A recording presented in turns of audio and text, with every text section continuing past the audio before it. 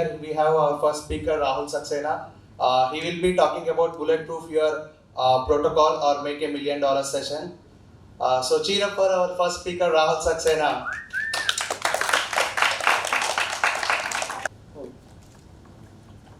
So as you can read the title of our presentation, it's Bulletproof Your Protocol or Make $1 Million, Guide to an Anti-Fragile Testing Framework, right?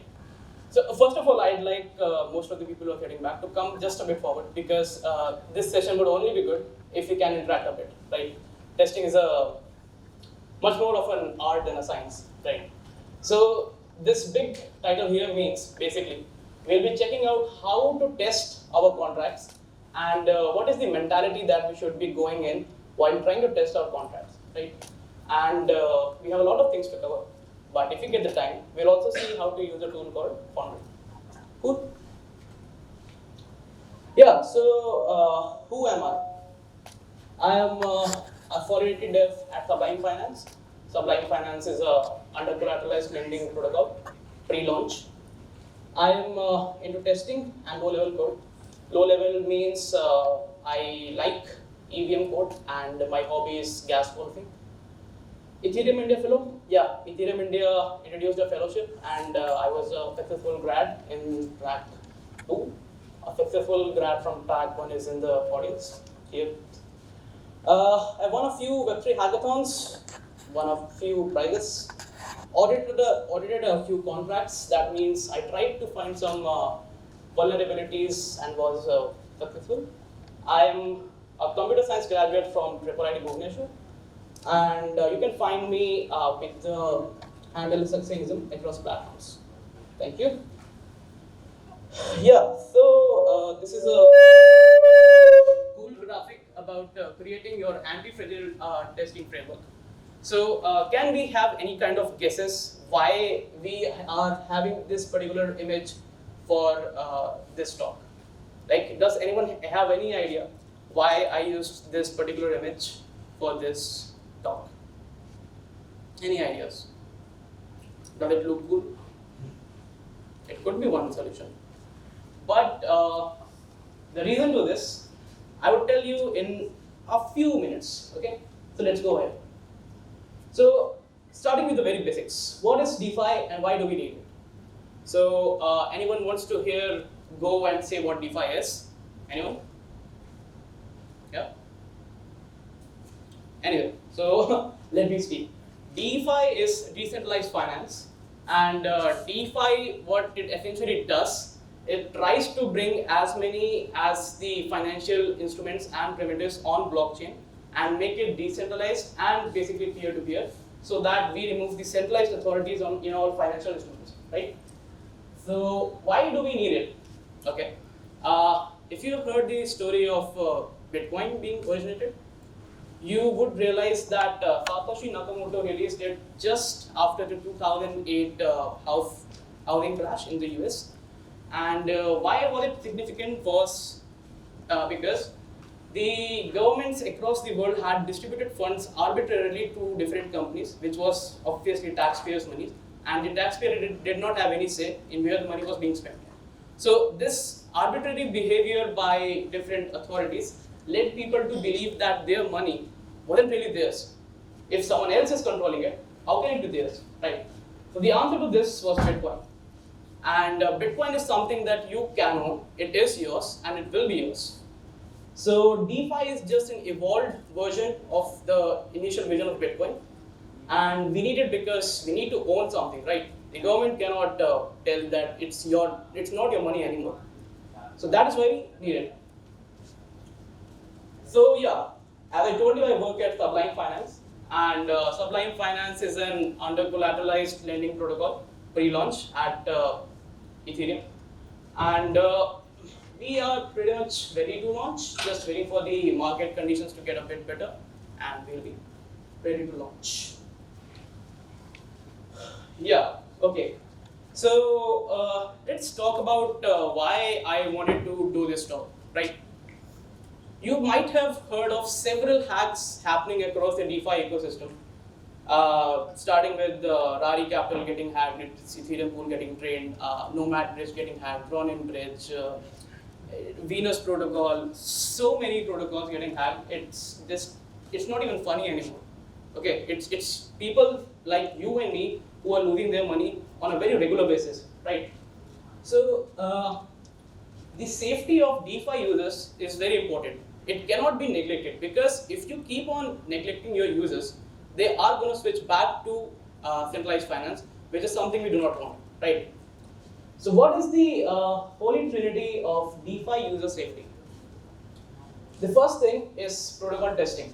Of course, as a developer or as a product manager, if you are developing a protocol, you need to test it thoroughly so that you have your own peace of mind that your protocol works and it can handle anything from $10 to $10 million, right? The second thing is protocol auditing. How many of you have heard of auditing in smart contracts? Awesome. Rajdeep, you want to tell what auditing is? Yeah, it's basically in which you show your contract to another party, and then they check. Oh. Yeah. I mean, a third party firm. Exactly. So auditing means you're presenting your code, your finished protocol code, to a set of experts who try to find some vulnerabilities, some holes in your protocol, which can be exploited by malicious actors, right? So they are the experts at Web3 DeFi security, and not just DeFi, but Web3 security. So the second pillar of this trinity was protocol auditing. Now the third and the most underutilized pillar is protocol/user insurance. How many of you know that protocols can get insured in DeFi as well as users can insure their DeFi protocols? Users can insure their DeFi hedgings, DeFi savings, DeFi amounts. How many of you know that? Do you know any company that does insurance for people, for DeFi users? Any protocol? Do you know that?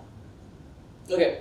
There are protocols like Insurace and others who will insure your protocols and your own wallet hedgings, your own wallet exposures, so that if anything goes wrong, then they can protect you. For example, a very famous example is that many people had bought insurance for USD depegging. Okay, I myself had around $6,000 in USD, and I recovered around $248 from that because I did not have any insurance. But the people who did have insurance, they have had to go through a lengthy process because insurance cannot really be permissionless. But yeah, they did get quite a bit of their money back. So this is the holy trinity of DeFi user safety. Any questions thus far? I'll assume no. Let's get ahead. Antifragile. So who has heard of the term antifragile? Is there any book by that name? Anyone? Yeah? Taleb's book. Awesome.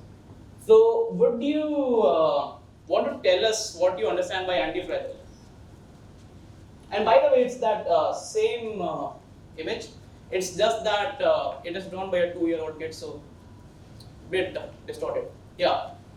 Can you tell me what does antifragile means according to you?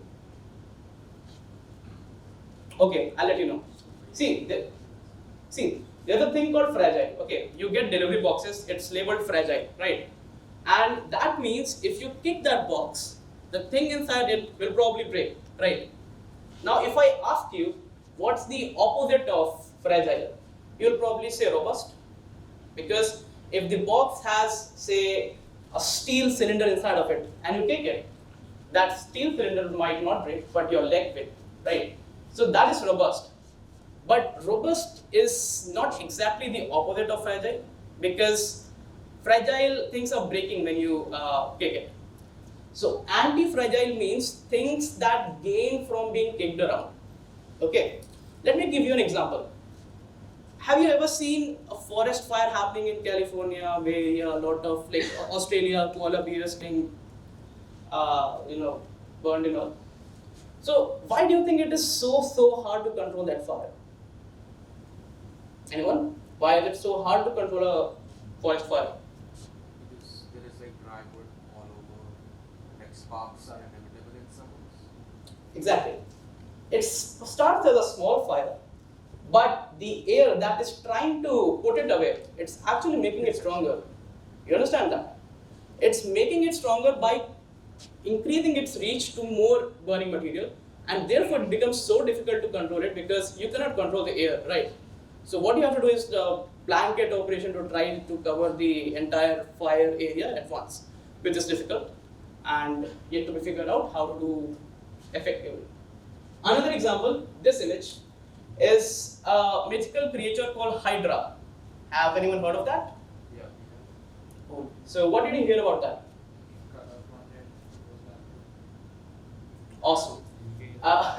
A reference was this in Captain America, I guess, second or first, Winter Soldier, I guess. No, before. Yeah. So what happens in that is that if you cut one of its head, it grows two in its place, right? So this is not robust. A robust snake would have been, if you cut out its one head, it will still keep on going. An anti-fragile snake is one, if you cut its one head, it will grow two more. So that's like being a forest fire spreading all around and gaining from the uncertainties of life. Cool? Let's move ahead. The basic mechanism of testing smart contracts, right? So, the very obvious question that might come up is that how do we actually test a smart contract? Because a smart contract has to be deployed on chain, right?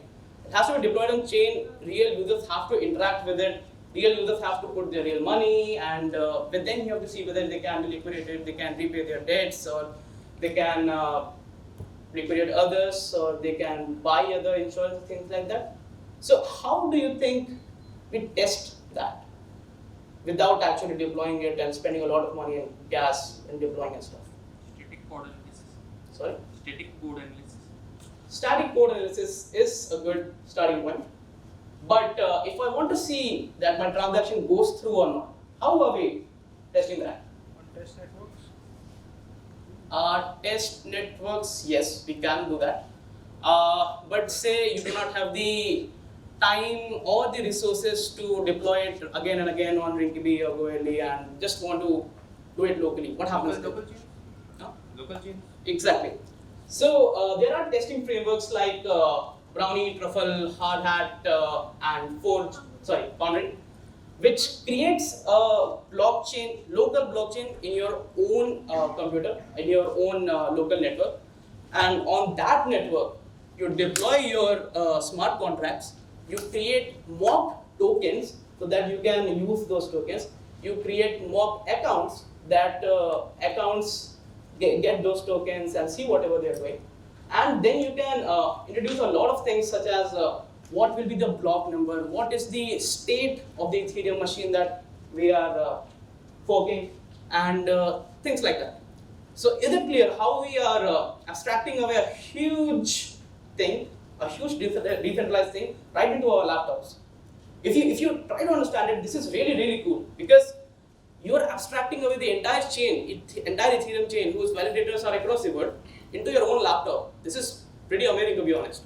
And like I want to meet the Nomic Lab teams and just give them a hug for this. Nomic Lab developed Hard Hat. And plus, in terms of popularity right now, there are only two remaining competitors. One is Hard Hat and one is Foundry. Brownie and Truffle are like things to eat just now. Okay, so the title of the talk was how to create an anti-fragile testing framework. And I just told you that there are frameworks that exist like Brownie, Truffle, Hard Hat, and Forge, right?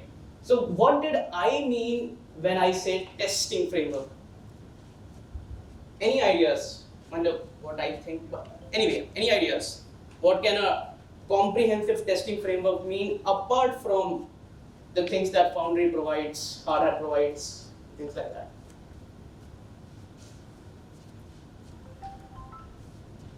Okay, not an issue. So it is difficult to guess what I think. but I'll let you know what I think. So testing framework is the entire testing suite that will give you that peace of mind that you require from your protocol. Okay. Auditing is good, but for your own peace of mind, you need to know that, okay, if I call this DPA function, money goes from my account into the treasury's balance increases, my balance decreases, things like that, right? So the entire thing that encompasses that, what should I say, environment is the testing framework. And what does that include? Testing framework includes everything right from your discussions with the senior manager, senior engineer, junior engineers, your users, right to how you think about testing, how you design your test cases, and then to picking up which of the testing framework you want to get, right? So this may sound like a bit gibberish right now, but I assure you, as we move ahead, I'll try to make it more and more clear as to what I mean by a testing framework, a comprehensive testing framework, right? First of all, let me make one thing clear. I'm not here as a advocate for either Foundry or Hard Hat or here to diss Brownie or Truffle or whatever. I'm here to teach you what is the mindset that you should go in with while you are testing your contracts. And I just told you why it is important. Because, see, what happens is every time someone gets hacked, only the retail users are the one who suffer, right? The developers do not lose anything. The protocol founder does not lose anything. The investors do not probably lose anything because the value of the token takes a temporary plunge and then it goes back, right? But who takes the hit? It's people like you and me, the DeFi users who take a hit, right? This is why testing is important.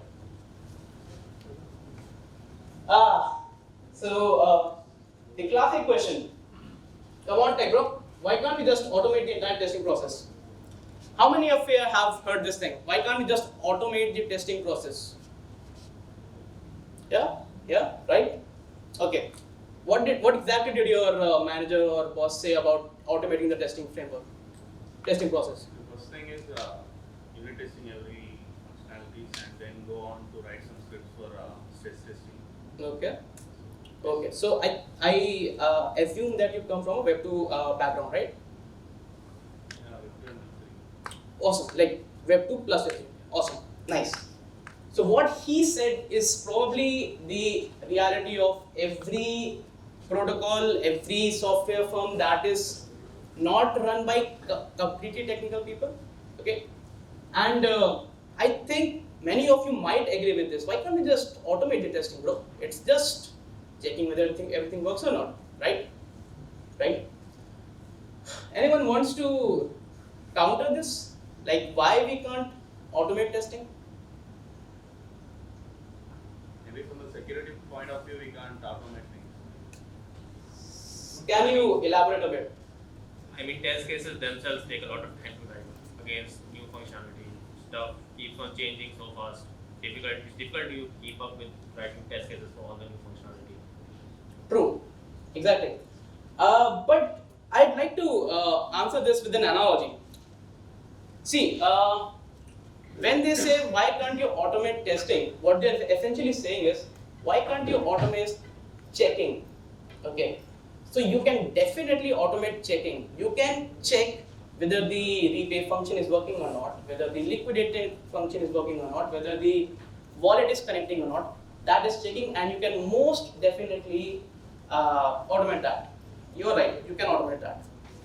But what your senior manager or what your team have in mind, what your business community leads have in mind, is that they want to reduce the expenditure that is happening on the testers, right? And that is why they want you to automate the entire process. Now, what this translates to in a real life example is that if I give you a Tesla today, and I ask you to go to Lucknow from Goa, would you be comfortable sleeping in that car knowing that it's a self-driving car? Would you be comfortable? No, right? You know it can do the stuff, you know it can take you to Lucknow with minimal efforts, but would you be sleeping there? Most definitely not, right? Because it is possible that you might reach Lucknow unharmed, but it is much more likely that you will reach a hospital in not such a good shape, right? So it's the same machine versus human thing. A machine is very good at doing repeated tasks, things it has seen earlier, but when it comes to novel situations, which is very, very commonplace in Web3 startups, in Web3 protocols, it cannot be automated. Anyone wants to counter that? Anyone with any kind of argument? Anyone? Elio? You want to counter that? This thing? I'll think it's a no. Anyway. So, yeah, now it's time for a little exercise. People who are at the back, are you comfortable coming a little forward? Like, let's make this something interactive. Yeah? And for people who are watching virtually and probably later on YouTube, a big shout out to James Park. James Park is an awesome guru for testing. He basically teaches the mindset that is required for testing. And I have had read several books. I'm pretty sure you know what white box testing is, what black box testing is, what regression testing is, things like that, right? Like what you have read in software engineering course. But the mindset that is required, that is not taught anywhere, right? So let's start with this example. Let's understand the testing mindset and why your current mindset isn't probably optimum. Elio, what is this? This figure. Right. This is a calculator. Okay. Now let's do an exercise. Let's say I took your calculator and I dropped it, right? And I give it back to you. Now your task is to check or test whether the calculator still works or not. How would you do it? Go. Yeah. No. No. You have already seen my slides. No. Anyone else? Yeah. Press all the buttons from 1 to 9, or like press every button on the calculator and see if it works. Awesome. Anyone else? Try some calculations. Try of? Try some calculations. Okay. Which calculations? Like 1 plus 2. 1 plus 2. Okay. Awesome. Anyone else? All the arithmetic calculations. All the arithmetic calculation. Very good. Anyone else? Check if the battery is present. Huh? Check if Battery is present. battery is present. Okay. Assume that you are rich. You have money to buy batteries and do stuff. You were saying? Switch it on first of all. Switch it on. Awesome. Anyone else? Switch it off. This is good. This is good. This is good. You can be a tester. You can earn very good salary with this. Anyone else? Anyone else? It's not a scientific calculator, right? It might be. Who knows? I just took your calculator. It's your calculator, bro. Mine are arithmetic. It's your calculator, bro. Come on. Drop it a few more times. Okay. You might not earn that big of a salary, but okay. Come on. Yeah. Next. Come on. Check if it's the same calculator. See? Check if it's the same calculator they had. Awesome. Okay. Do I look like a thief? Okay. Anyway. Yeah.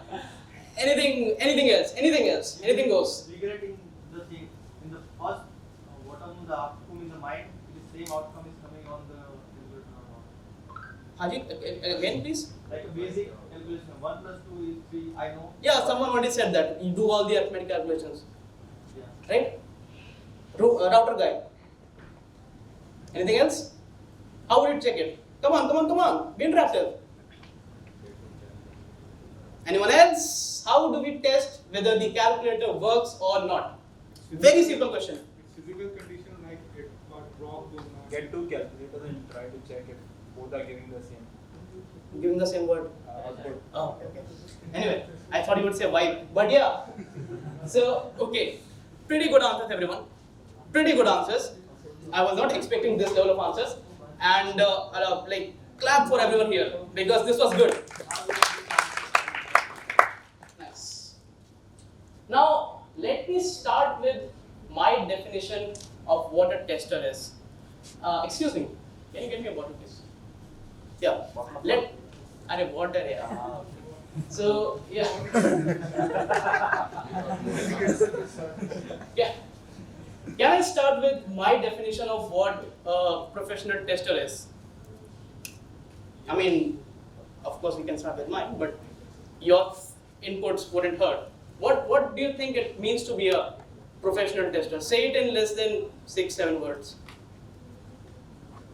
Focus on negative. Haji? Focus on negative test cases. Bro, this much negativity will ruin your life. Anyway. Be the user. Mm-hmm. Be the user. Okay, but a user wouldn't type -123 in the name field. But yeah, it's a good approach. Nice. Think odds and even both. Haji? Think about odds and even. What can get wrong and what can be. Acha. Good approach. Good approach. Anyone else? Impact on business, like what kind of alumni we got from the testing, after the testing. Like See, we have a senior engineer in house. Pretty sure he's a senior engineer. Claps for him. Again. So my definition of what a tester is or should be is that he should be treating testing as professional skepticism. Okay? You are a developer, right? You come to me and you say your function add adds 2 numbers. What will I say? I'll say, you bet it does, but does it? Right? Because what will I do? You would have written what? Uint A plus uint B, uint C, return uint C. I'll put uint A as uint 256 max and then see what happens. Right? So, my job is not to believe what the developer brings to me, what the management team brings to me, what the white paper says. I have to be skeptic, okay? Professional skepticism should run in my blood. So no negativity, skepticism. It's the right word, okay? Now let's start with skepticism. If I had been skeptic, what would I have said to this, right? Testing our dropped calculator. Was it on or off? Good. Like, if it was on, after the drop, did it shut down? Right? This is the first test we can do. What are all the operations it was capable of before the test? It could be very much possible that the log function didn't work, the exponential function didn't work, and you could say in your test report that after the drop it stopped working, right? Something that we used to do as children to get our siblings into trouble. Anyway, third is, what are the time and manpower resources you have at your disposal for testing? AKA, what are your managerial overlord's priorities? As that senior manager said, you have to consider the time, the money, the resources that you have in your hand for testing that particular calculator. For example, even if it is your calculator, but you are going on a date, okay, first date, and I say no, first check your calculator and then go. What would you do? You'll run away, right? You won't check it. But then if you are scrolling through Instagram, you have nothing better to do, you can check it. Assuming that you don't need any fancy, expensive tools to check it, right? Because it wouldn't make sense to check a 100 rupees calculator with a 1000 rupees instrument, right? Cool? 1000 rupees instrument that you have to buy. So you see the skepticism that is behind it. That the skepticism that is behind the vague, I dropped your calculator and check it. Was it even important to you? Do you want to use that calculator or you had got a new one in that duration? Was the calculator important to you? Was it a 10 rupee calculator or a 10,000 rupees calculator? Did you care about that 10 rupee calculator? Probably not. You'd go buy 10 others, right? But if it was a 10,000 rupee calculator, you'd say that no, I'll want it back, I'll repair it, I'll do anything it takes to get it back to work, right? So things like that matter. Where was it dropped? This is the most obvious question any one of you would have asked. Did I tell you that I dropped it here? I didn't. I could have dropped it in water, right? I could have dropped it from here, or I could have dropped it while skydiving, right? It could have dropped anywhere on a tree, on a land, on someone's pool, in someone's food, or like Joker dropped in that chemical thing. It could have dropped there, right? You just assume that it dropped on land and I dropped it here and you're checking it, right? You see where I'm going with this. You see the mindset that I'm coming to, right? Was it dropped in front of you, or was it dropped somewhere where you could not see it being dropped? Like, did I take the calculator, drop it in front of you, and then ask you whether it is working or not?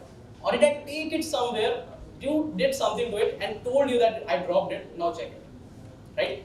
It has massive implications on how you test it, right? Because if I just by mistake dropped it, you'll see if it works or not. But if I went somewhere, like dropped it or smashed it, you do not know it, right? Then you will probably think of how our friendship should go ahead, if at all, right? Before checking the calculator. Did I drop it into a destructive chemical environment? As I said earlier, was it designed to be dropped and did it do its job? I did not say that which kind of calculator was it, right? It could have been designed to be dropped in the middle of ocean and measure its depth, right? Right? That's a calculator, right? So, if it dropped to the middle of the depth of the Indian Ocean and it did its job, that it measured everything, you are testing a different thing. You are testing whether it works and it gathers the correct depth or not, right? And how rare was it? Like that example, 10 rupees or 10,000 rupees. Was it a collector's edition or produced by the masses, right? If it was produced by the masses, you would say that I'll buy another one, and if it was a rare piece, you'll probably sue me or something. Does it have a history of getting dropped? Like, does it keep on getting dropped? And if it has a history of getting dropped, what were the results? It could have been that I did not damage it, but it had been dropped for 100 times before, and the 101st time did it, right? That again changes how you are going to test that, right? See, it might seem trivial in the case of a calculator, but it has massive implications on how you test a smart contract, okay? Just try relating it to the intricacies of what your smart contract is doing, right? Your smart contract is literally handling millions of dollars, right? Assuming you work for a good protocol. Does it have a safety mechanism for protection against drops? Did the creators of the calculator knew that it works in an environment where it will be dropped again and again and again? If yes, they would have built a protection against drops, right? Something around the edges or something where the safety mechanism comes up and saves it. And questions like these. If I discover a problem in the calculator, will I be in trouble? Will you sue me? Will you kick me? Will you say never again, or things like that? Are all the keys on the calculator still visible and pressable? Someone said that they'll press all the keys from 1 to 9. How did you know that you can still press these keys? How do you still know that you can see all those keys? Right? You do not know that. And a few more questions that we could go ahead with. Right? So, just a few more. Yeah. So, the idea here is there is no official correct way to test your smart contracts, because there is no official correct smart contract in our industry right now, right? It's the same reason that a doctor listens to your symptoms and then gives you a medicine and does not say that take an aspirin, it's the best practice medicine, I don't know anything else, right? It wouldn't make sense to do it as a tester either. So the thing that I want to take, the thing that I want you to take away from this is, okay, anyone, what's the conclusion with this entire calculator tester thing, in which you all did brilliantly well? What is the conclusion in all this?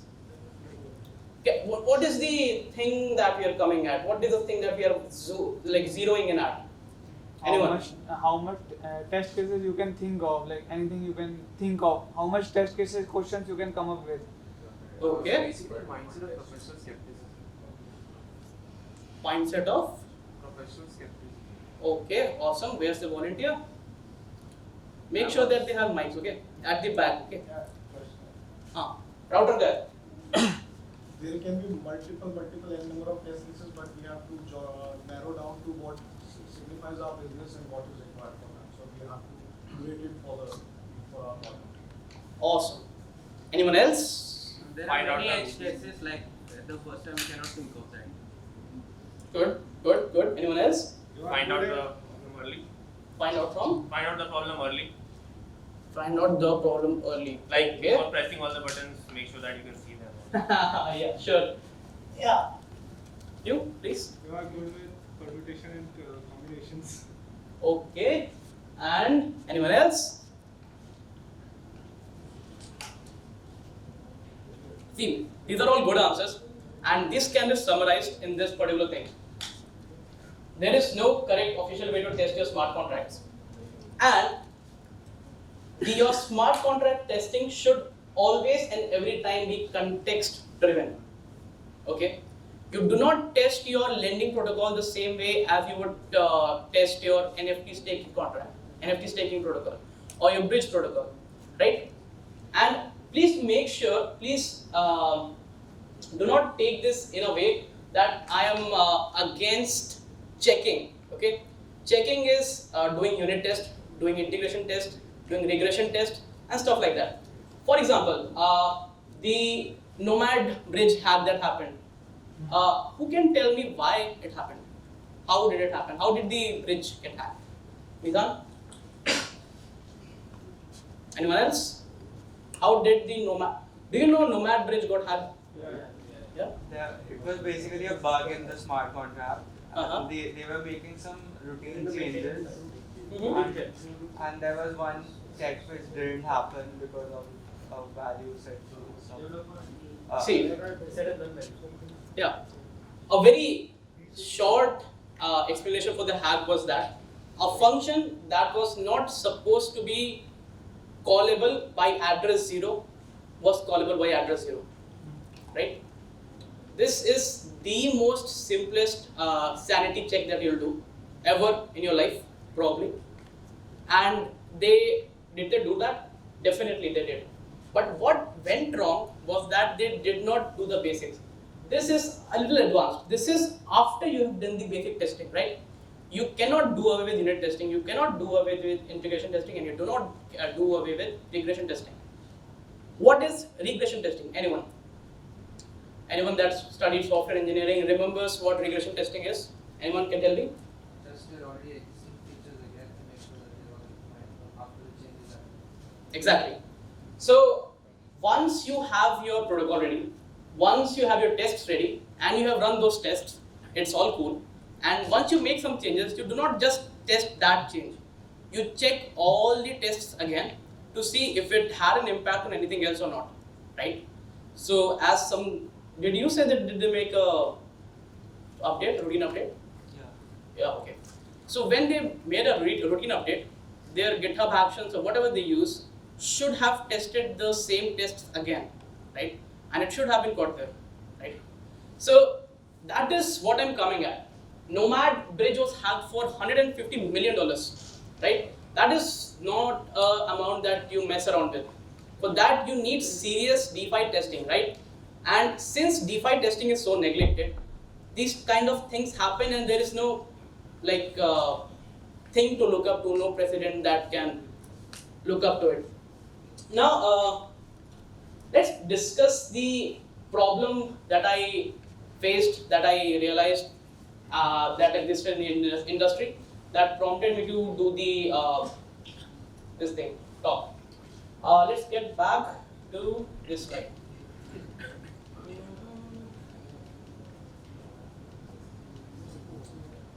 Holy trinity of DeFi user safety. Can you tell me, if I remove testing, why isn't auditing and insurance good enough to handle user safety in DeFi? Anyone? Why is testing required in that trinity? Why can't it just be auditing and user insurance? Because, let me tell you a very practical reason for this. If you are not interested in testing, you can use your developer resources, you can use your time, you can use your money into developing a V2 of your protocol, or version 2 of your protocol, rather than spending those resources on testing, right? So it makes economical sense to neglect testing, right? So, but auditing is good enough, insurance is good enough, but why is testing required still? Can anyone tell me? I mean, testing makes development faster in the long run, right? How? So you don't have, if you have good test cases, you don't really need to manually check everything every time once you are done with a new product. You can just run the whole suit again. Are you talking about TDD, testing driven development, or Kind of, like not necessarily follow it to the like dot, but along the similar lines. Okay, bit ambiguous I'd say, but yeah, like if you're coming from that place, that's peace of mind state, then yeah, it makes sense. You?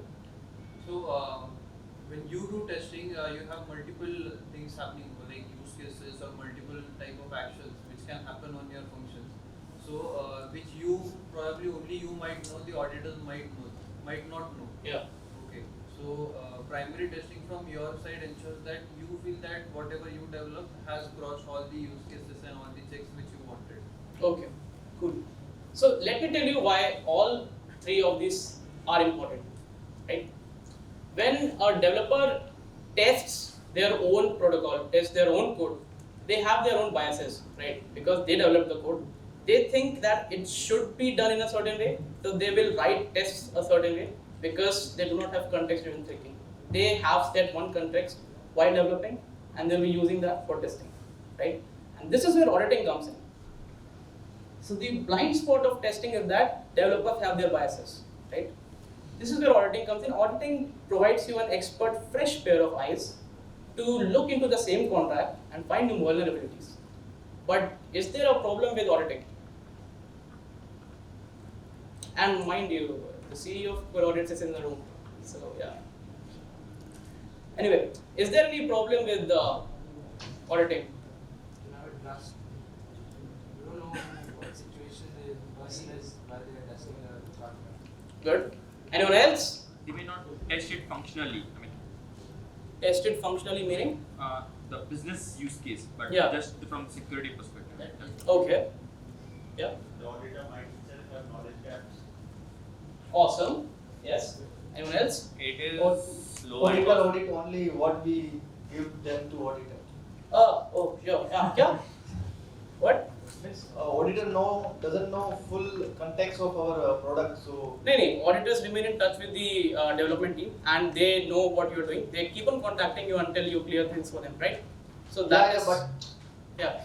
in the some protocol, some of the codes we have not put in the code actually. Like Yeah. some like admin checks or some like means admin can do that or something like that. Yeah. So maybe that is on the just a mindset. So Cool. if like the protocol developer or what, it is not clear to that particular part to the auditors, then it's come later on the stage that implementation. So in that case, like clear communication will be like to the auditor. Cool. So a mixture of what you all have said is the correct answer actually.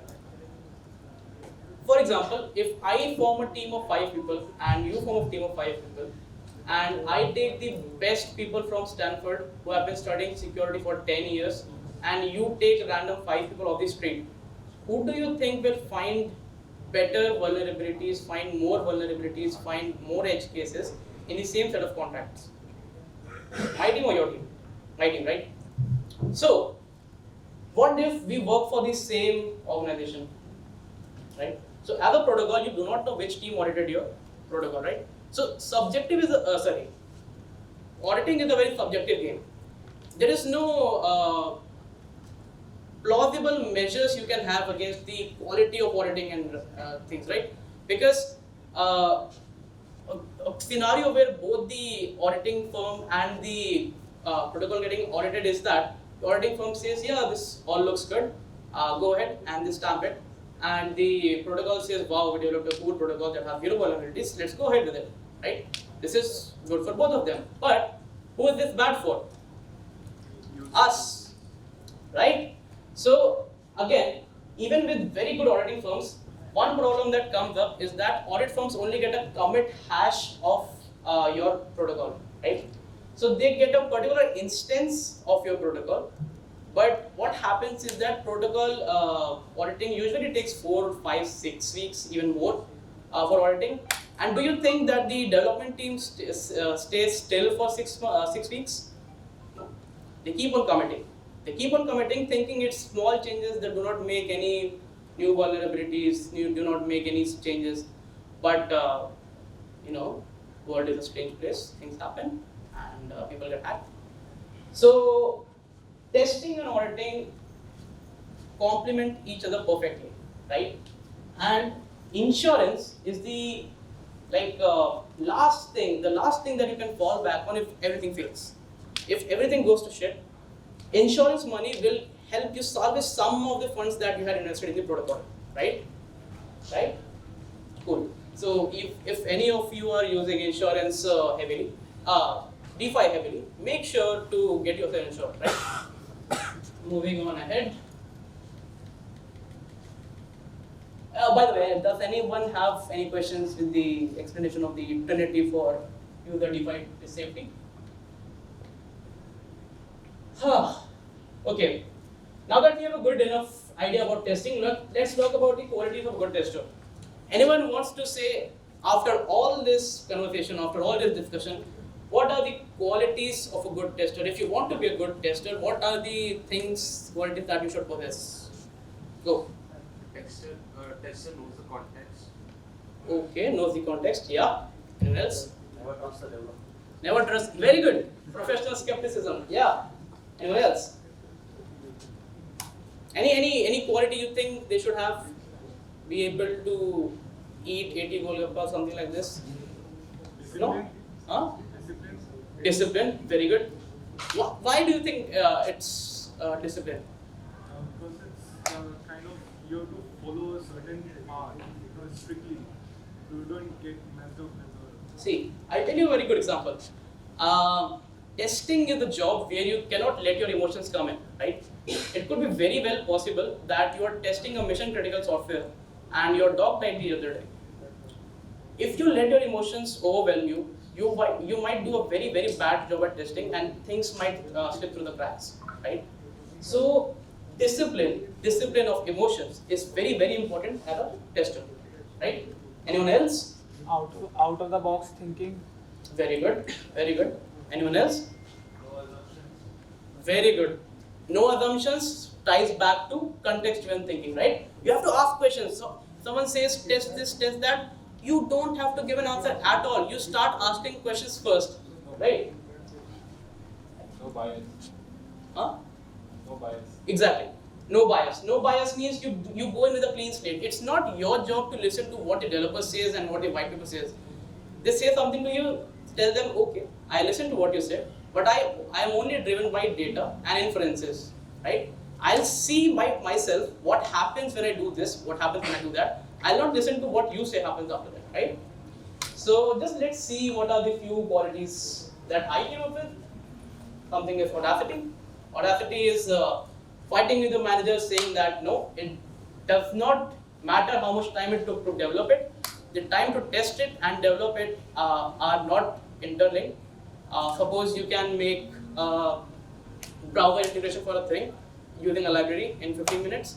But do you think you can test a browser integration in 15 minutes? No, right? You have to do a lot of checks to see whether it works correctly or not. Imagination, someone said thinking out of the box, right? Questioning everything, someone said that. Rapid learning, someone said getting the context, that's correct. Defocusing and focusing. Can someone let me know their thoughts on what can defocusing and focusing means? So if we are testing the whole framework itself, you have also need to have a bird's eye view of stuff, you put all components together, they work all together. Yeah. You also need to zoom into some specific parts. Awesome. See, the thing is that we are taught in school that we should be concentrating on things and diving deeper and deeper and deeper into things. But when you are testing, you have to allow yourself to get lost a bit. Okay? If you're testing something and something else, something shiny catches your eye, you are allowed to follow that path. You are allowed to see where it leads to, and you are allowed to see why it caught your eye, right? and that is called defocusing. And focusing is like when you get to that shiny new object and you hit a roadblock, you focus whether it's actually a roadblock or are you down, right? So spotting trends. Spotting trends is basically keeping up with things that are happening right now and just staying on top of things. High EQ. Can anyone tell me how does high EQ help a tester? Cultivating a sense of discipline, right? Like you just said, you just give the example of True. Anyone else? Well, how does high EQ help in being a good tester? Consider himself as a customer and right. Very good. Very good. How does high EQ help you being a good developer, a good tester? Exactly. So what all of you said is correct. Plus, what happens is that testing is not a one-man's game. Okay, it's a team effort. And if your teammates are pissed with you, if the developer is pissed at you, if the manager is pissed at you, they will not help you understand anything, right? And the best thing that can happen to you is that different people giving you context, their context on the same thing, right? That helps you see things differently without much effort, right? So you need to be able to play to people's characters, their emotions, their EQs, their characters, their traits, so that you can get them to help you in testing code better. Let's talk about an anti-fragile testing framework. So I've told you what I think about a testing framework. You know what anti-fragile is. So what do you think an anti-fragile testing framework could mean? Any ideas? How can a testing framework become anti-fragile?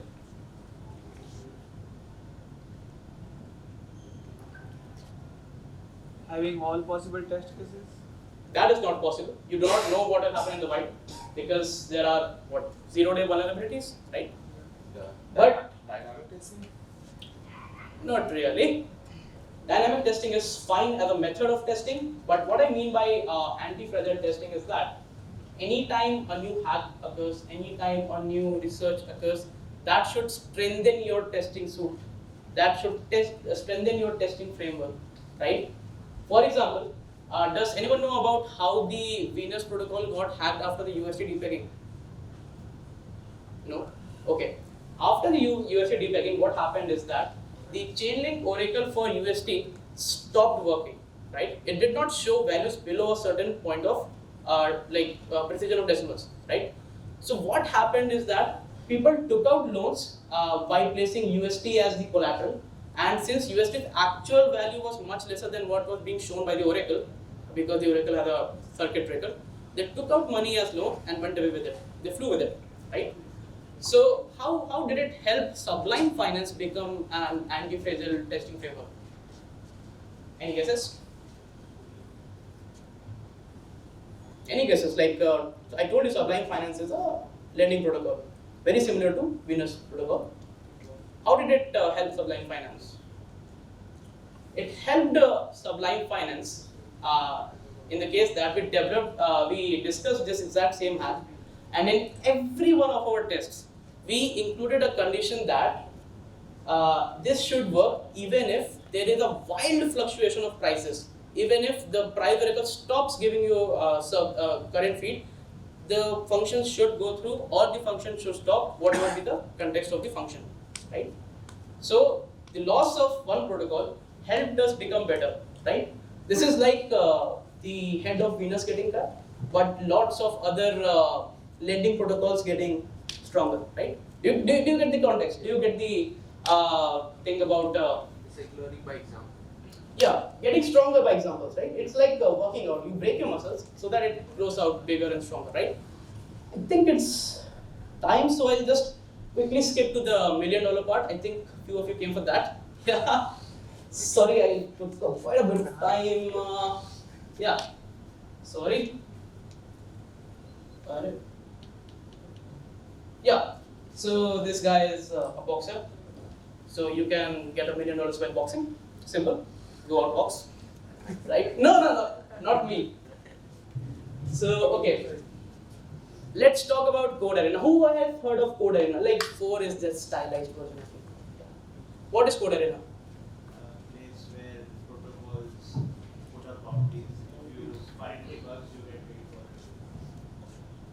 and this is Sublime's bounty, right? A pool of $50,000 and publicly available code which anyone can audit and get a piece of that pool based on the severity of the vulnerability that they report. And also the QA reports. QA reports mean better gas usage, better formatting and stuff like that. So if you do get into this, just because you're looking for money, or you're looking for getting better with EVM, or you're looking to getting better with security, this is a good gateway to things. Go to Code Arena, join their Discord, and tell them I want to be a model, and you can start auditing contracts, right? So how does the $1 million comes? Meet C. Michael. C. Michael's total, I don't think it's visible right now, but he's at the top of the leaderboard, and he has earned more than $1 million auditing contracts. Any guesses in how much time did it take for him to get to $1 million auditing contracts? Any guess, any wild guess, take a wild guess, how much time did it take? An year. An year, okay. Anything else? 3 months. 3 months. 6 months. It's not a gold mine anyway. 6 months? Okay. That was pretty close. It took him 14 months and 97 audits to get to this place, right? And what happens in audits is magical. It's a flywheel. Your first audit will be shit because you do not know anything, everything looks fine, you do not able to find things. But as you keep on auditing stuff, as you keep on seeing the same things, as you keep on seeing the same mistakes, the speed becomes better. And you know what you can do after that? You can jump onto bigger things. The contestant-driven thing I was telling you about, you take that particular contract, you write tests for it, tests that are not so obvious, and see how it works out. If the test fails, tell the team that this is a POC, proof of concept, that your protocol is lacking here, and give me the money. That's it. And that's how things work. I tried my hands at it after testing quite a bit for Sublime, and this is my humble beginnings. I got close to $400. So yeah, I'm just $999,600 short now of $1 million. That's great progress.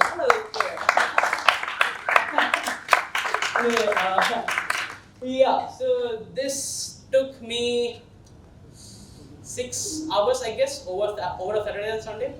One time I was at a restaurant. I was just scrolling through the code on my mobile, on GitHub, noting things that I saw. Another time I was on laptop.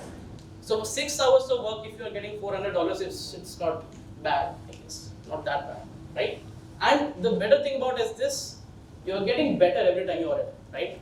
So won't be telling you how much I get now, but yeah, this is with how much I can. I don't think we have time for demonstrations. Okay. Okay. Does anyone have any questions whatsoever? Does anyone want to tell me anything, say anything till now? Anything? No? Yeah. Okay.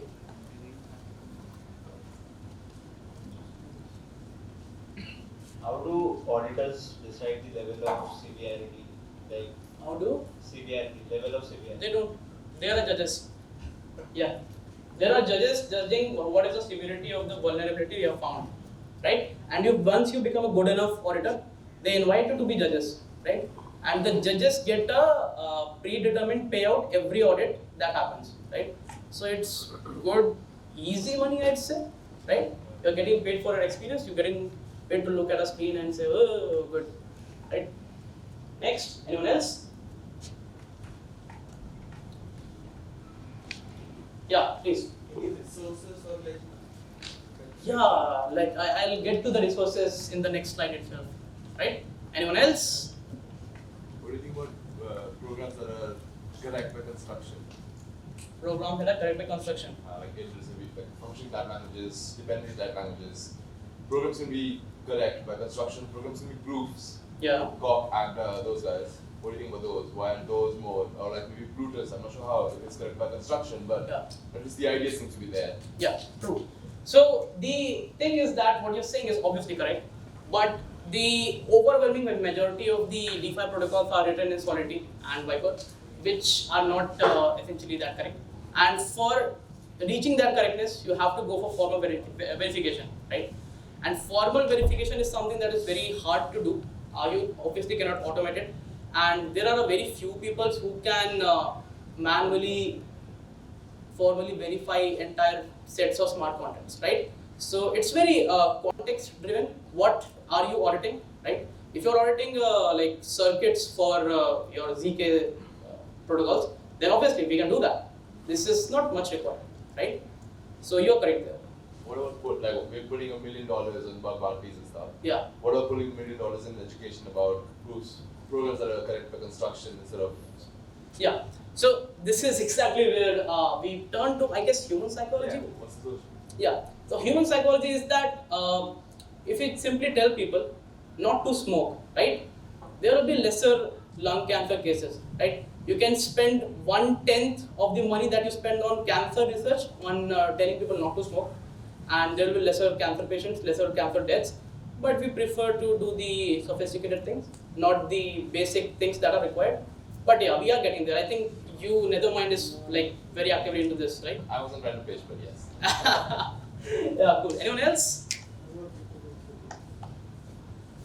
What would be your advice, I would say, for someone, let's say a new developer who is seeing all these hacks happening and they wanted to get into solidity development? Yeah. How would you assure them that, or how would you tell them that they would go about writing a smart contract, because they are already so afraid that whatever they write might get hacked?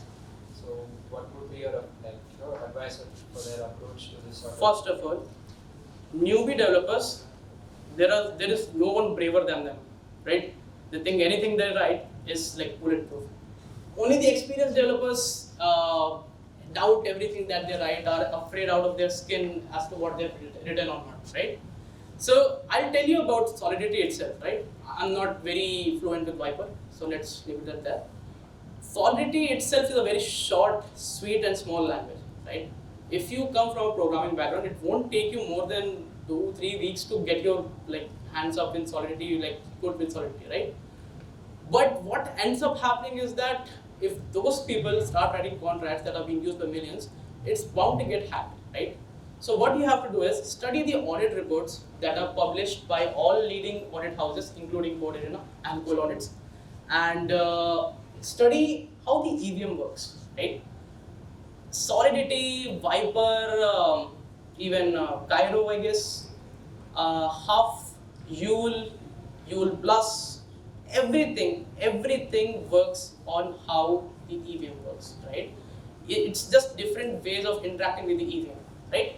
So if you learn how the EVM works, that is going to give you a massive boost in understanding how things are supposed to be structured, right? So you start with reading audit reports, you start with reading details of previous hacks, you start with implementing how the attacker hacked the protocol, right? Implement the hacking contract, right? Then go on to learning how the EVM works. Then I guess we will be in a pretty good shape to write production grade applications, right? And also participate in hackathons. Contact everyone for that. Yeah. Anything else? Yeah, sure. Do you have any tips around testing cross-chain stuff where you're not only testing a contract but also associated infrastructure? Sorry, I do not have that, because cross-chain is a tricky business. I do not want to say something that can backfire on me, because cross-chain itself is a very young space right now, and sorry to say, but many people are vehemently against that, right? They do not want cross-chain. They are okay with a multi-chain future, but cross-chain, they are a bit irked by that. So I haven't looked into cross-chain testing and all, but so sorry, I cannot help with that. Sure. Yeah, where does the dependency cycle stop? For example, my contracts depend on some other contracts, so I have to audit them as well, and they have dependencies, so I have to test them as well. So do I stop somewhere where I look at some audit report and I believe that these things are going to work? Yeah. And should not test it, or I just keep on testing until I land on it? See, you should understand how things work, right? As a tester, as a developer, you can import a library, work your way around it, and it's over, right? But as a tester, you are not going to test the library, but you need to understand what the library does and how it does it, right? And once you are comfortable with that, you read the audit reports of the protocols that you're interacting with, right? because the RARI hack that I talked about, it did not happen because of RARI itself. It happened because of their integration with Compound. And Compound has a very famous known re-entrancy bug. Anyone knows about that? Compound has a very famous re-entrancy bug, and they repeatedly tell people about that because they cannot change the contracts and it's not meant for ERC20 tokens. But yeah, it's there, and still people, I guess, miss it or whatever. But yeah, it gets hacked. So read the audit report for the protocol that you are interacting with, and make sure that you are using the code as similar as possible to the audited code, right? Anything else? You can take questions offline. Asha, sure. Just a second. If you want to get involved in this entire thing, here are some cool security resources. Securium YouTube channel, Solidity Fridays YouTube. Solidity Fridays are basically teaching you about how the developers came up with the contract that they came up with. For example, Transmissions 11 T11 basically came up with Solidity Fridays to explain the C port protocol, right? And then there's EVM codes. EVM codes basically lets you learn or see how the EVM actually works. And read good open source code, bro. There's nothing magical about this, but read the protocols that have been around, have been battle tested, have been at the target of attackers since time immemorial and still standing. See what they do, see how they do it, right? Read audit reports. And if you want more resources, just Preetham, contact him. Okay. Or you can join my open source project. It's called States for DeFi. So it basically stands for the International Testing Standard for Decentralized Finance. So completely unironical name. I did not think it would be abbreviated to this, but it is. So yeah, this is basically me checking out different protocols in the same space. For example, creating a bucket of lending protocols, creating a bucket of NFT protocols, creating a bucket of swap trading protocols, and seeing common patterns between them, right? And once you start seeing common patterns, something that is being implemented again and again, you can come up with some kind of standards, right? Even though I told you that it's completely context driven, but I also told you that we can do checking, right? And Nomad Bridge got hacked because it did not do the basic checking. So yeah, you can join me at my open source project. You can search for this particular name, and its GitHub will come up or its Twitter will come up. Just follow it and hit me with a DM. Thank you for sticking around. Signing off.